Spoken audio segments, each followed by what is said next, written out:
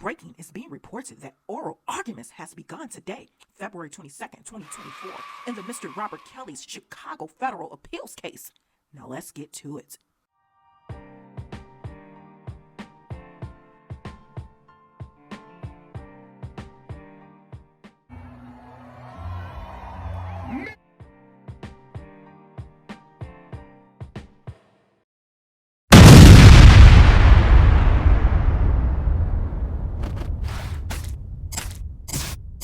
R.Kelly's the king of R&B. We all know that, man. And it's funny, I'm glad you talk about that because I be having talks with everybody jump when you say R.Kelly. I'm like, so we just gonna ignore his music that he gave us that we all jam to? No, we can't do that. Right. His art is his art. I'm not gonna bash the But he ain't the only one that got some things and has some things, got some things in his closet, but we still listen to the music. Exactly. And to me, we have to learn how to, I think as a culture, we have to learn how to separate that. R.Kelly's the king of R&B.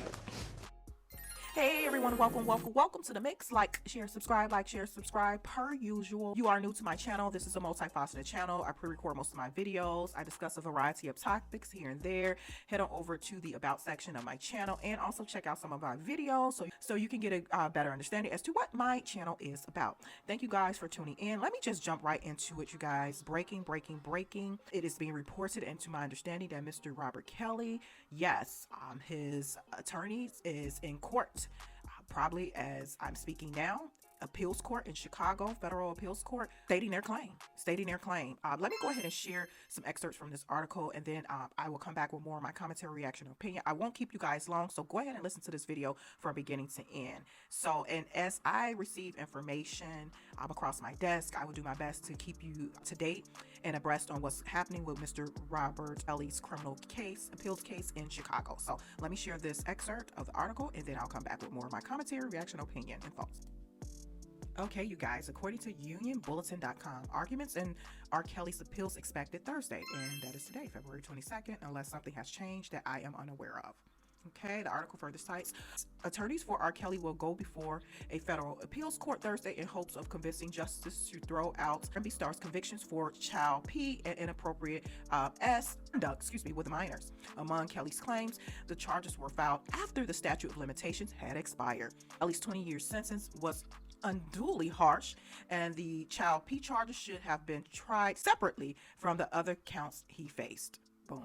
Brief arguments Thursday morning will mark the latest phase in Kelly's long legal saga, which culminated in the convictions out of Chicago's federal court and a separate guilty verdict in a federal racketeering case in Brooklyn.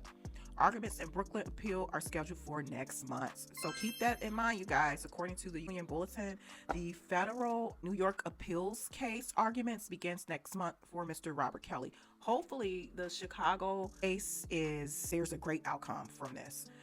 Mr. Kelly will be released. So I have strong confidence in attorney Jennifer Bonjean, and this is just me interjecting, you guys, because attorney Jennifer Bonjean, she brought before many cases before the appeals court, and she's very skilled. Her resume, check her background, check her website, check her history. One example being Mr. Bill Cosby. She got his case overturned, and that was in Pennsylvania. So that was like totally, like it never happened. So, and shout out to Mr. Bill Cosby, because in my opinion, you guys, and I've said this before, even with his situation, then to me, that was a miscarriage of justice, constitutional rights being violated, etc., etc. So, go ahead and get yourself caught up or up to date on what actually took place, details of that particular case that attorney Jennifer Bonjean presided over as his attorney at that time. So, okay, this article further cites Kelly was sentenced to 30 years for racketeering and 20 more in Chicago case, most of which will be served concurrently. The 57-year-old singer is in custody at a federal prison in North Carolina, records show. If his convictions hold, he would be in his 80s before he is eligible for release. Arguments at the 7th Circuit U.S. Court of Appeals are expected to be short, with Kelly's attorneys and prosecutors each getting 15 minutes to make their claims. Article further cites the jury acquitted Kelly and 2 co-defendants on separate charges of conspiring to rig his prior Cook County child P trial, and that was back in the early 2000s, you guys, I think, or late 90s or something like that, which he was acquitted of that. So I just didn't get to, and this is me interjecting, how were they able to go back and use that? It was just, to me, in my opinion, And I'm not sitting up here stating that I am a legal expert in everything, but it doesn't take a rocket scientist to figure out that, you know, going back so many years, violating, in my opinion, a person's constitutional rights, double jeopardy, things of that nature. So, but yeah, so I just never understood that. And then too, with the Chicago case, and this is again me interjecting here, when he was convicted last year in the Chicago federal case, it was, I forgot how many charges were against him, and he didn't even get convicted of all the charges. So it was just really weird. And in my opinion, with that outcome, because I think Attorney Jennifer Bonjean came in on the middle or the tail end of it, so she was only able to, in my opinion, work with, and this is just me speaking, not her, work with what the I call it, oh, what a tangle web we weave, you know, work with what was in front of her and just get to dissecting and unraveling everything. So with that being said, for her to come in damn near on the tail end and to be able to get a not guilty outcome for some of the charges, that speaks volumes. And when I say that, I mean speak volumes in a good way. So, but yeah, okay, so this article further cites in their response filing, prosecutors note that Congress expanded the statute of limitations long before it otherwise would have expired for Jane, Nia, and Pauline. That's a deadline extension, not a retroactive application of the law, they argue. I respectfully disagree, and I may have to go deeper into that, you know. So, you know, because again, and this is me interjecting, I believe they're picking and choosing, cherry picking, and moving the goalpost, as quote unquote. Kelly's briefing also argued that the charges against Kelly should have been split into separate groups.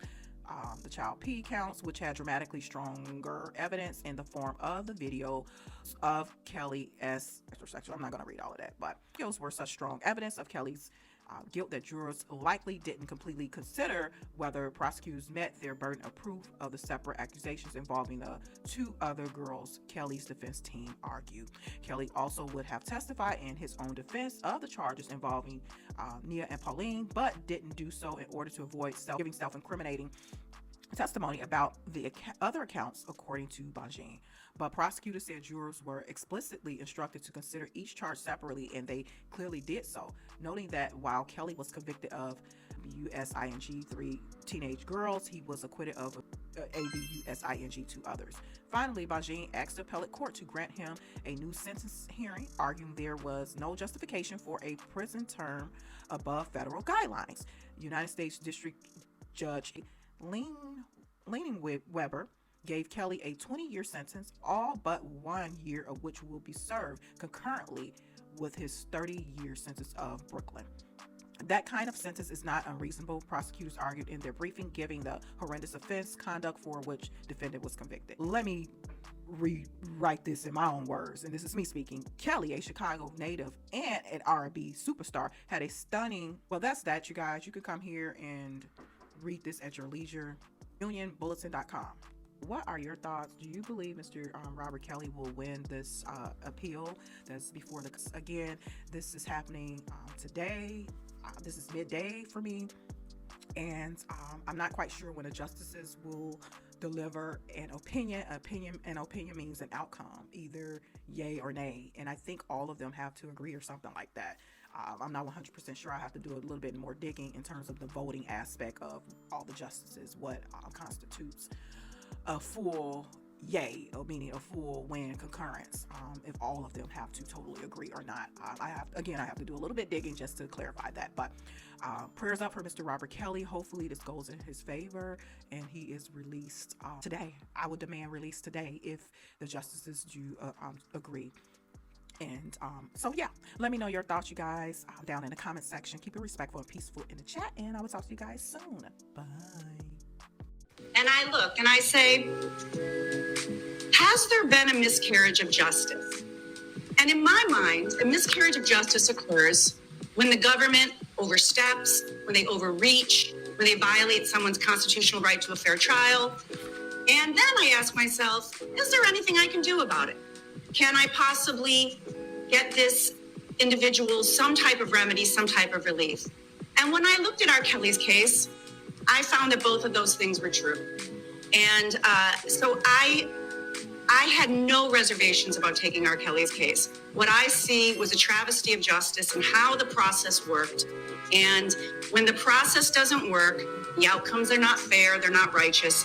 And as a result, I took R. Kelly's case. And I pass on cases, but this is a case that I felt satisfied both of those requirements.